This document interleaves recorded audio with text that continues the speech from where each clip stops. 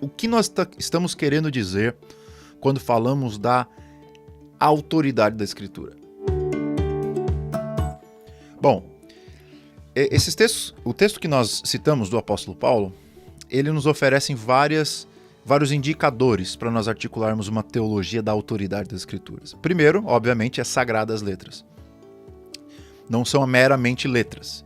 São letras que têm um conteúdo intrinsecamente sagrado. É isso que o apóstolo Paulo está se referindo. Por isso que ela tem autoridade intrínseca. Ela não depende de nada fora dela mesma. Por exemplo, como a Igreja Católica entende, de vamos dizer assim, um reconhecimento da própria Igreja ou de uma opinião da Igreja, definindo o que é um texto inspirado ou não. A Igreja não faz isso. Ela reconhece. É o texto que tem autoridade sobre a Igreja, não a Igreja tem autoridade sobre o texto. Por quê? Porque a Igreja não é sagrada.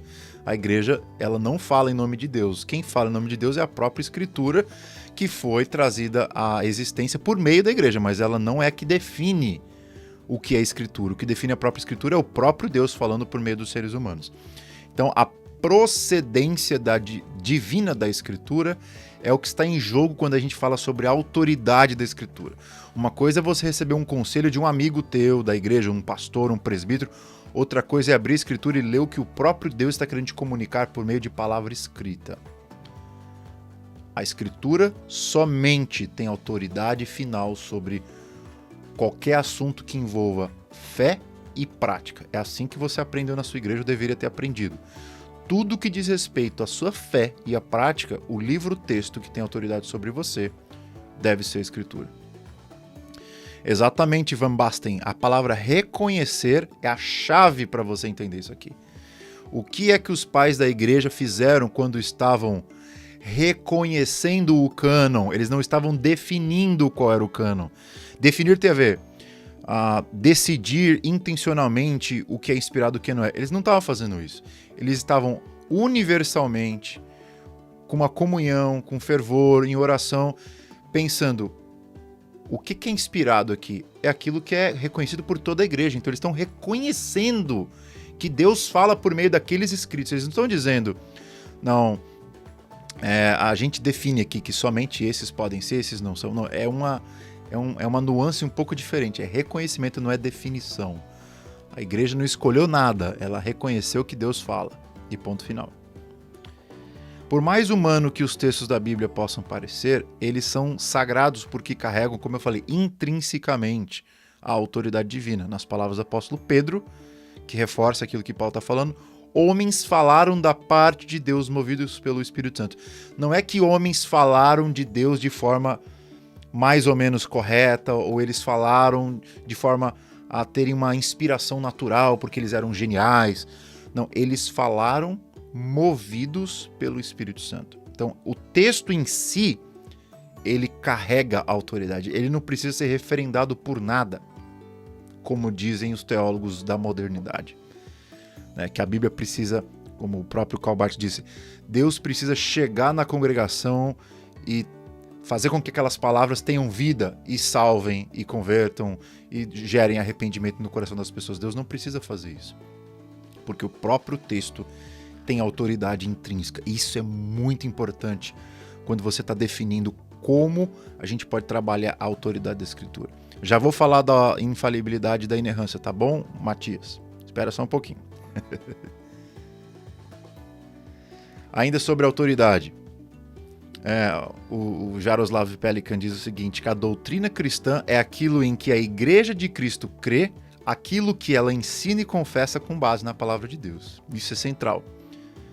Tudo que é doutrina, que é dogma, por isso alguns chamam de teologia dogmática, tem como base aquilo que a Igreja de Cristo, de forma universalmente, crê, ensina e confessa a partir da palavra de Deus. Então, todos os cristãos primitivos aceitavam essa noção de autoridade final das Escrituras. Não foi uma coisa que os reformadores inventaram. Muitos católicos romanos, eles vêm com esse argumento. Não, esse negócio de autoridade única das Escrituras foi uma coisa inventada pelos reformadores, pelos luteranos, pelos calvinistas. Não existe isso. A gente mostrou na aula passada que Tomás de Aquino já havia dito que todos os doutores da igreja, os credos, tudo aquilo foi produção humana, tem meramente uma autoridade provável e falível. Somente a Escritura, como texto inspirado, tem autoridade intrínseca e irretocável e, portanto, livre de erros.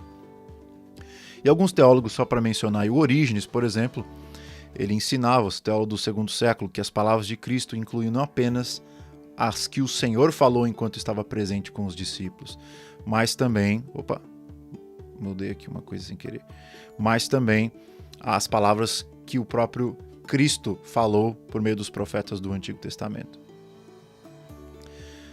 Agostinho, da mesma forma, ele pregou que a fé católica não é um amontoado de opiniões e preconceitos sobre determinados temas, mas um resumo fiel dos testemunhos bíblicos.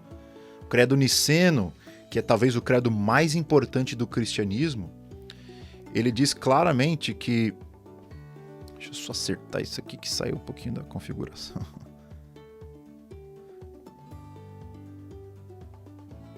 Problemas técnicos aqui, só um minutinho. Acertar o slide aqui na minha moldura bonitinha que o Felipe criou para nós. Agora vai. Então, o credo niceno, que talvez é o credo... Talvez não, é o credo mais importante da igreja, diz assim, que o Senhor Jesus Cristo ressuscitou o terceiro dia segundo as Escrituras e também professa que o Espírito Santo falou pelos profetas. É o documento ecumênico ortodoxo mais importante que a gente tem, autorizando a gente falar que o texto das Escrituras é de autoridade última e nada pode ser adicionado à Escritura em termos de autoridade, porque o Senhor falou pelos profetas e pelos apóstolos. Então é credal isso. Então, por causa da autoridade divina, a Escritura deve ser colocada acima de todos os doutores da igreja, uma vez que a Bíblia é constituída de verdades incontestáveis e infalíveis, ao passo que os ensinos dos autores, como outras fontes humanas, são, na melhor das hipóteses, prováveis em sua natureza. Então foi exatamente para recuperar, note a palavra, não inventar, recuperar, trazer de novo, trazer à tona novamente o ensino dos pais e o ensino dos medievais, que os reformados decidiram colocar o ensino católico romano em xeque. Mas qual ensino? Não é o ensino da catolicidade ecumênica da igreja, do bom ensino da igreja cristã, mas o ensino degenerado, adulterado, corrompido da igreja da sua época. Então nós podemos resumir o conflito entre os reformadores do século XVI, por exemplo, e a igreja católica romana em uma pergunta: quem tem autoridade final? Para eles, para os reformadores, não apenas Calvino, mas Lutero e todos os demais, o Zwinglio, a Escritura é o fundamento cognitivo, essa é uma expressão que eles usavam, principium cognoscendi, ou seja, é o princípio pelo qual nós conhecemos tudo aquilo que é verdade absoluta da teologia cristã, visto que possui a prioridade lógica sobre todos os outros meios do conhecimento religioso da igreja, seja a tradição, as doutrinas oficiais e as perspectivas individuais. Isso é muito importante, não é errado você ter uma perspectiva individual. Gosto muito do Kevin Van Hooser, gosto muito do Michael Horton, gosto muito do João Calvino, do Agostinho, mas são perspectivas individuais que têm que ser colocadas um pouquinho debaixo da autoridade dos credos, por exemplo, que tem que ser colocado debaixo da autoridade da Escritura. E, obviamente, a Escritura está no topo de tudo e é ela que dá a última palavra em todos os assuntos. Então, contrariando esse conceito de tripla autoridade do magistério católico romano, que entende até hoje que a autoridade da igreja ela se fundamenta no ensino dos bispos, no ensino da Escritura e no ensino da tradição da igreja, que tem equivalência de autoridade, ou seja, a Escritura, o ensino dos bispos, incluindo o bispo primaz, que é o Papa, e o ensino da tradição da igreja, eles têm igual autoridade à Escritura. Obviamente, o que os bispos falar tem a mesma instância de autoridade que a Escritura, e aí você já rompeu totalmente com o ensino da igreja católica em si mesma, né? Citando Tomás de Aquino, por exemplo.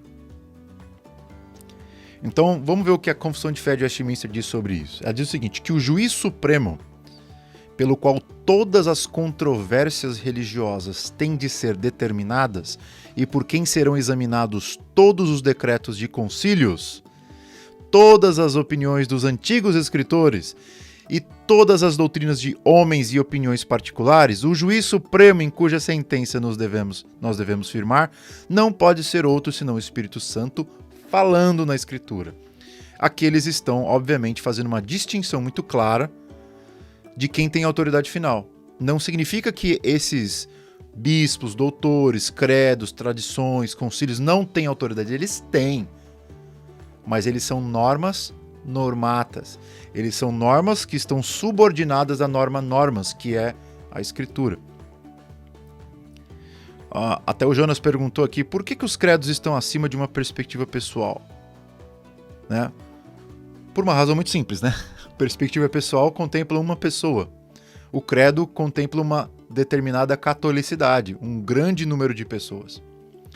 Então, obviamente que o consenso da maioria de várias pessoas, pensa aí na Confissão de Fé de Westminster, por exemplo, que foi produzida por mais de 100 teólogos, ela tem preeminência sobre a opinião de um teólogo em especial. Então, logo, a opinião dos credos ela tem que ser colocada em um peso maior do que a opinião de um indivíduo, por motivos que eu acho que até são meio óbvios, né? Porque a chance de um indivíduo errar em uma doutrina é muito grande. Agora, quando esse indivíduo está no meio de 100 outros, ele pode dar a sua opinião, mas a sua opinião ela vai sendo passada, sabatinada por 1, por 2, por 3, por 10, por 20, por 50, até o ponto de chegar numa refinação do seu pensamento. É por isso que os credos são sempre compostos tendo em vista uma multiplicidade de teólogos juntos. O Sínodo de Dort, a mesma coisa. Foi composto por dezenas e dezenas de pessoas para eles chegarem nesse refinamento em termos de definição, de teologia e de fidelidade à Escritura. Não significa que o credo tem palavras inspiradas. Não, ele tem preeminência sobre opiniões individuais, mas isso não significa que o credo tem preeminência sobre a Escritura. Porque quando Pedro fala, por exemplo, não é Pedro falando, é a autoridade apostólica. E a autoridade apostólica pressupõe a autoridade do próprio Cristo sobre o texto. Então, nesse sentido, a opinião de Paulo, de Pedro, de Lucas individualmente, não é uma opinião individual, mas a opinião autoritativa do próprio Cristo. Essa é a distinção que você tem que fazer